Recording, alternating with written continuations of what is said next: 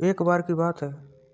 महात्मा बुद्ध के शिष्य आनंद कहीं जा रहे थे। रास्तों में उन्होंने देखा कि एक अधेड़ व्यक्ति एक चट्टान पर बैठा रो रहा था।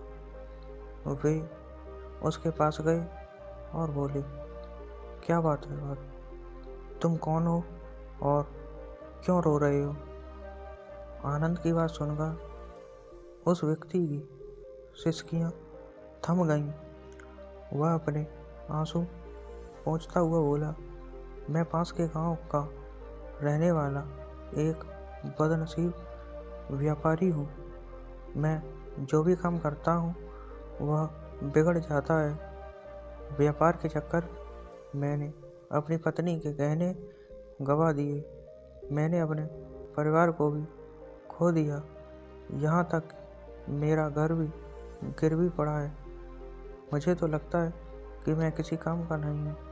मेरी किस्मत ही खराब है। उसकी बात सुनकर आनंद बोली, तुमसे किसने कहा कि तुम्हारी किस्मत खराब है? जरा मैं भी तो जानूं कि तुम्हारी किस्मत में क्या खराबी है।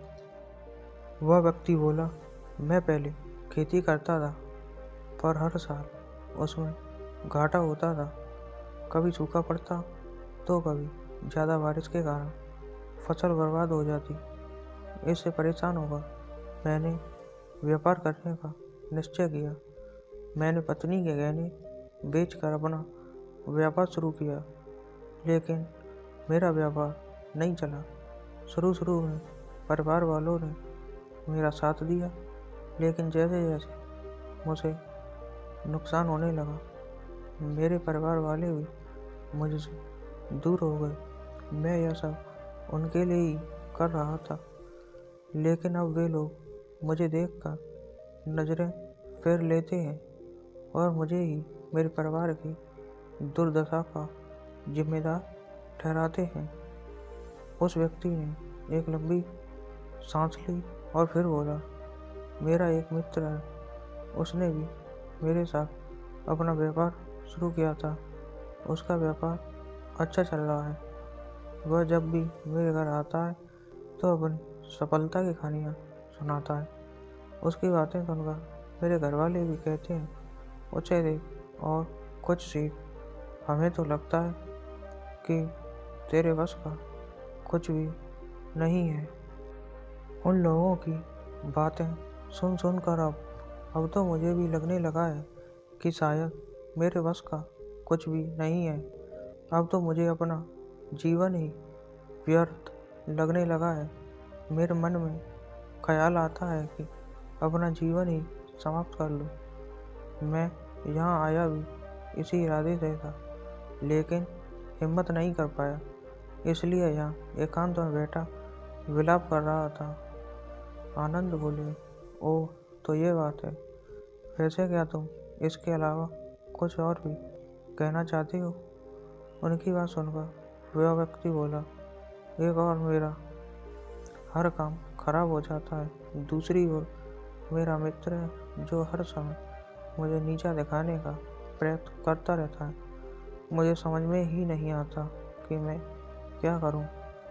आनंद बोले, क्या तुम अपने मित्र की बातें सुनकर दुखी हो जाते हो? हाँ, मैं उसकी बातें सुनकर स्वयं दुखी हो जाता हूँ, उस व्यक्ति ने जवाब दिया।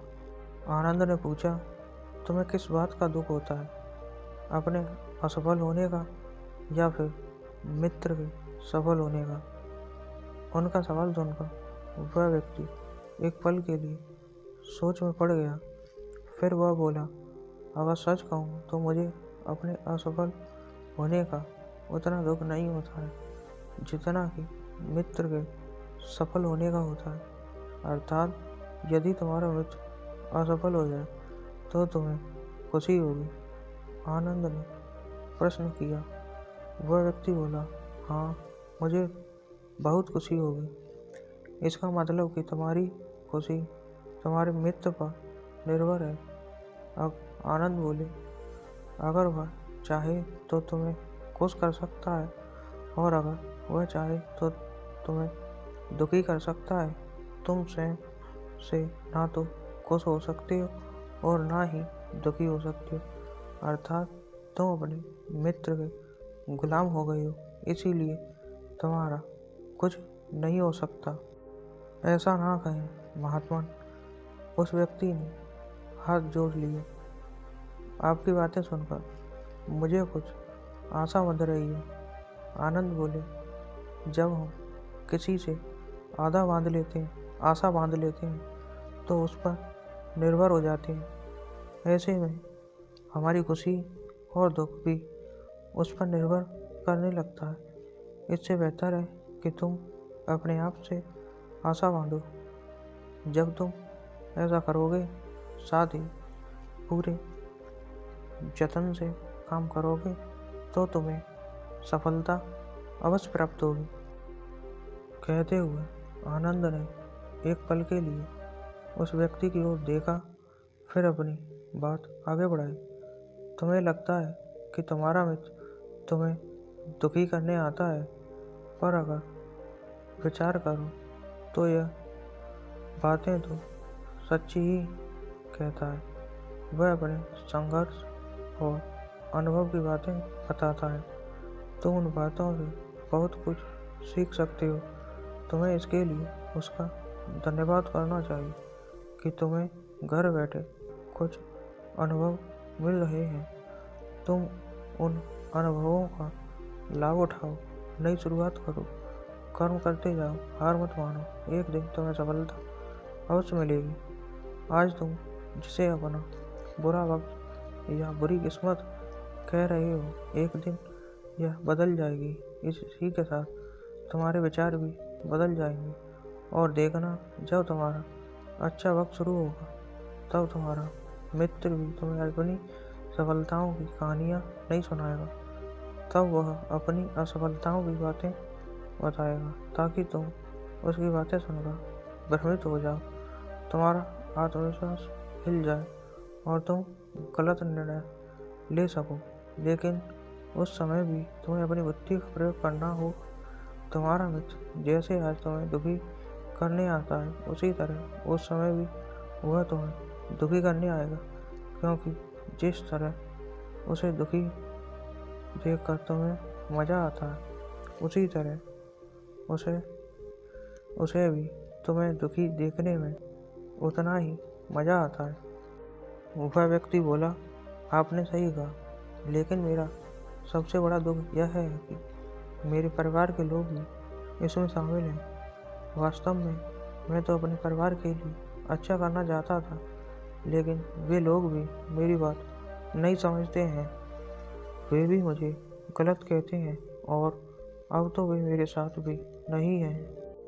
आनंद बोले, मैं सब समझ गया। तुम सांत्वना चाहते हो। वास्तव में इस दुनिया में सभी लोग सांत्वना ही चाहते हैं। हम चाहते हैं कि हम जब भी कुछ करें तो लोग हमारी प्रशंसा करें, लेकिन आमतौर से ऐसा नहीं होता है। इसीलिए हम दुखी हो जाते हैं।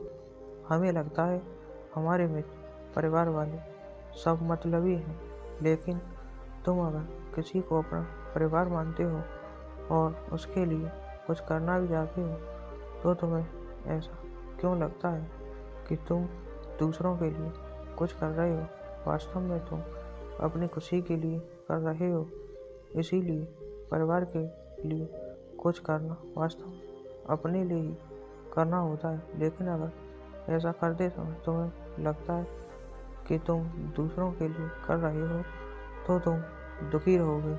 और अगर तुम्हें लगता है तुम अपने लिए कर रहे हो, तो तुम खुशी रहोगे, क्योंकि जब तुम अपने लिए कुछ अच्छा करते हो या करना चाहते हो, तब तुम्हें सांत्वना की ज़रूरत ही नहीं पड़ती। आनंद की बातें सुनकर उस व्यक्ति के चेहरे के भाव बदल गए। वह बोला, आप सही कह रहे हैं, मैं समझ गया हूँ।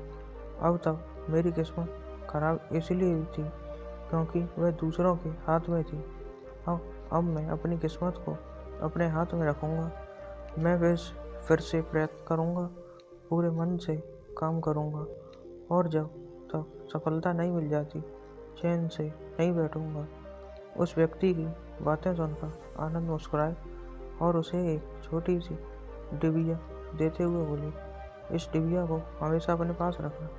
इसमें एक ऐसा राज है जो तुम्हें बड़े से बड़े दुख से भी बाहर निकाल लेगा। लेकिन इसे तभी खोलना जब तुम्हारे जीवन में कोई रास्ता ना सुझाई दे और तुम्हें लगे कि सब व्यर्थ है, ये दुनिया व्यर्थ है और यहाँ रहना भी व्यर्थ है। उस व्यक्ति ने आनंद को धन्यवाद दिया और डिबिया लेकर चला गया। उसने नए उत्साह के साथ फिर से अपना व्यापार आरंभ किया। उसका व्यापार चल निकला। अपनी मेहनत और लगन के बल पर वह एक बड़ा व्यापारी बन गया। परिवार वाले भी उसके साथ आ गए और उसका जीवन हंसी खुशी बीतने लगा।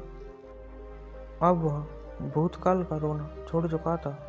वह भविष्यकाल की चिंता भी नहीं करता था, बस अपने वर्तमान को संवारने में लगा रहता था और जो कुछ भी वह करता था वह अपने लिए करता था, अपनों के लिए करता था, इसलिए वह प्रसन्न था। उसके जीवन में अब कोई दुख नहीं था। लेकिन वक्त हमेशा एक जैसा नहीं रहता, वह बदलता रहता है। उसके जीवन में बदलाव आया। एक दिन उसके राज्य पर पड़ोसी राज्य राजा ने चढ़ाई कर दी। उसने इस राज्य पर अपना कब्जा कर लिया। उसके सैनिकों ने चारों ओर लूटपाट मचा दी। उन्होंने व्यापारी का सारा धन लूट लिया, उसके घर में आग लगा दी। जान बचाने के लिए उसे अपने परिवार के साथ वहाँ से भागना पड़ा। वह व्यक्ति अपने परिवार के साथ कई दिनों तक इधर उधर भटकता रहा। वह दाने दाने को मोहताज हो गया। उसका बच्चा भी बीमार हुआ। इलाज के अभाव में वह तड़पने लगा। यह देखकर उसका हृदय चित्कार कर उठा। वह कैसे अपने बच्चे का इलाज कराए। उसके पास तो खाने के लिए भी पैसे नहीं थे। ऐसे में उसे एक बार फिर निराशा ने घेर लिया। उसे लगने लगा उसका जीवन व्यर्थ है, सारी दुनिया व्यर्थ है, किसी भी बात का कोई मतलब नहीं है। भले ही आप जीवन में कितना भी कुछ कर लो, कितनी भी सफलता हासिल कर लो, पर अंततः यह जीवन समाप्ति हो जाए तो फिर ऐसे में जीवित रहने का क्या फायदा। इससे तो अच्छा है कि वह अपना जीवन समाप्त कर ले। लेकिन तभी उसके दिमाग में आनंद की दी हुई डिबिया और आई। उसने उत्सुकता के साथ उसे खोला। डिबिया के भीतर एक पर्ची रखी हुई थी। पर्ची पर कुछ लिखा हुआ था। उसे पढ़कर उसकी आंखों के छाया निराशा का अंधकार छट गया और वह मुस्कुरा पड़ा। पर्ची पर लिखा हुआ था, यह समय भी बीत जाएगा। उसने डिबिया को अपनी मुट्ठी में भींच लिया और एक नई शुरुआत के लिए उठ खड़ा हुआ। दोस्तों, अगर आप भी ऐसी ही परिस्थिति से गुजर रहे हैं तो निराश ना हो। अपने अतीत पर शोक मत करें, ना ही भविष्य की चिंता करें। अपने वर्तमान को जिए और उसे बेहतर बनाने के लिए सच्चे मन से प्रयत्न करें। यकीन माने, जल्द ही आपको किस्मत भी बदल जाएगी। तो दोस्तों, आशा करते हैं आज की कहानी आपको पसंद आई होगी। तो वीडियो को लाइक करें और चैनल को सब्सक्राइब करना ना भूलें। तो मिलते हैं अगली वीडियो में। धन्यवाद।